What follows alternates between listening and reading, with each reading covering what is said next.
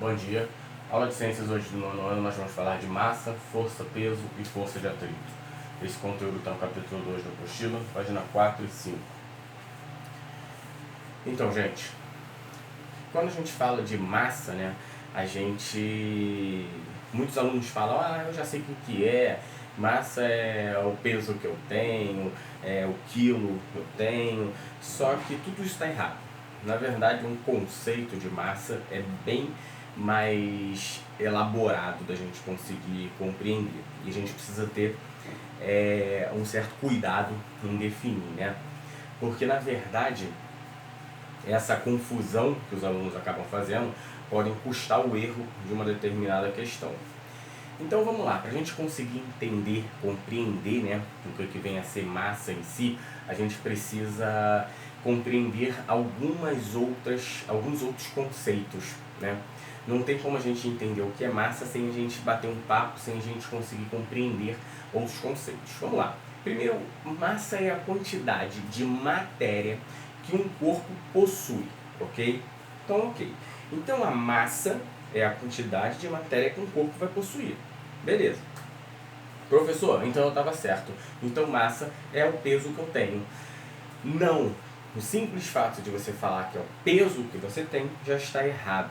É a quantidade de matéria que você tem, ok? Então é a quantidade de matéria que você tem. Mas professor, matéria e peso não é a mesma coisa? Não. E a gente vai ver o porquê. Vamos lá. Então massa é a quantidade de matéria que um corpo vai ter. E o curioso, gente, é que essa massa não se altera quando a gente muda esse corpo de lugar no universo. Então, por exemplo, se eu tenho este estojo, tá? Ele tem determinada massa, né? Isso aqui é uma massa, né? Ele tem um número X de massa, tá? E aí, o que acontece? Se eu mudo ele de local no espaço, ele permanece com a mesma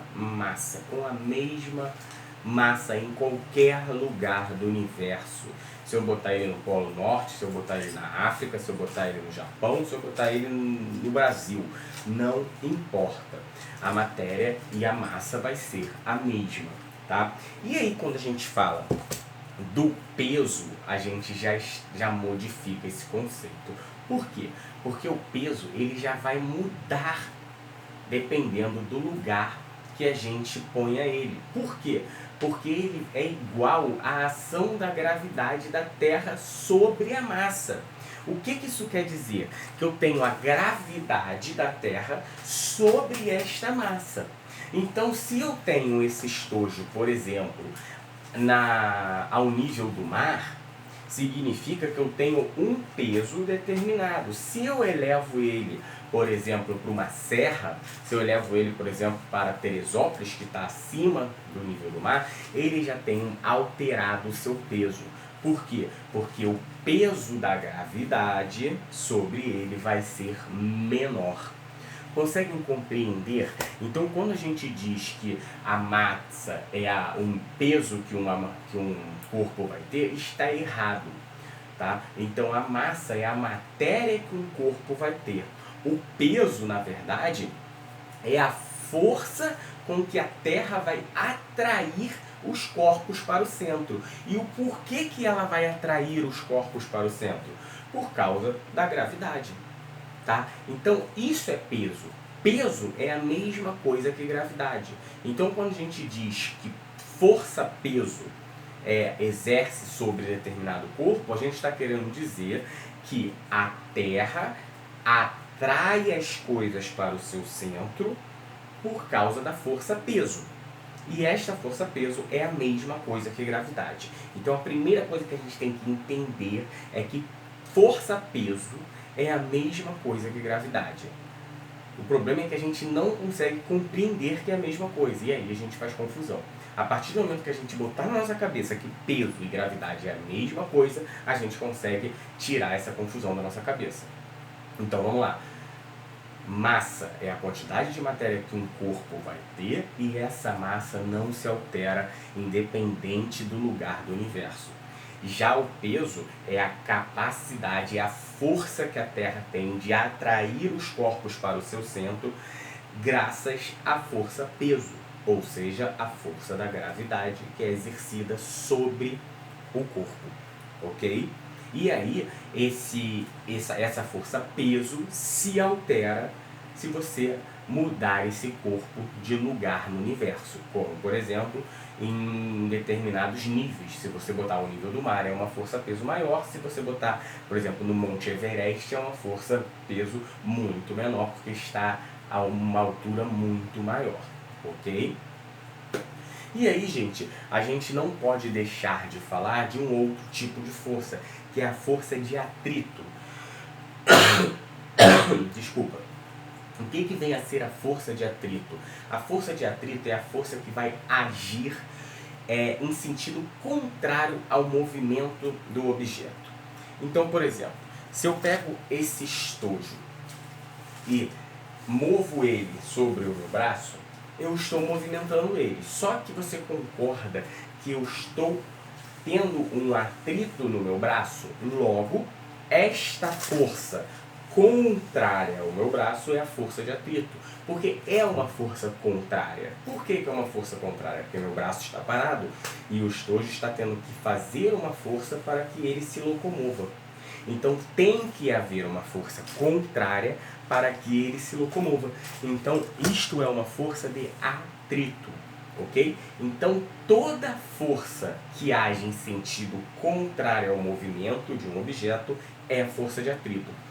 Então, professor, quer dizer então que força de atrito existe a todo momento? Sim. Por que força de atrito existe a todo momento? Porque a gente tem o ar atmosférico. Então, o simples fato de eu mover a minha mão, eu estou realizando uma força de atrito contra o ar. Obviamente que essa força de atrito é muito pequena, porém existe sim. E existem questões na física que tiram, calculam essa quantidade de força, essa numérica do atrito com o ar. Vocês vão ver isso mais para frente no ensino médio. Então é muito importante que vocês compreendam que a força de atrito é a força que age em sentido contrário ao objeto. Ok? E aí, gente, se esse objeto estiver em repouso, tá? A gente vai ter uma força de atrito nula. Tá? Por exemplo, se eu tenho o meu braço e o objeto em repouso, eu tenho uma força de atrito? Não, ela é nula, porque ambos os objetos estão parados. Então, aqui é força de atrito nula, ok? Agora, se o objeto estiver se movimentando, eu digo que eu tenho uma força de atrito dinâmica, porque eu estou exercendo uma força de atrito. Eu tenho força de atrito dinâmica. E aí eu posso classificar a força de atrito de duas formas: força de atrito estática e força de atrito cinética. A força de atrito estática, o nome já diz, é aquela que é quando o corpo, ele ao ser puxado, ele não se movimenta. Ou seja, isso daqui é uma força de atrito estática, que mesmo que eu empurre, ela não se movimenta. Força de atrito estática. Agora, quando eu empurro e ele se movimenta, é uma força de atrito cinética, porque ocorreu um processo dinâmico, ok? Gente, a aula de hoje não tem atividade devolutiva, porém, como sempre, eu peço que vá lá na apostila, faça o resumo, escreve, que é bem melhor para a gente fixar. Muito obrigado, até a próxima.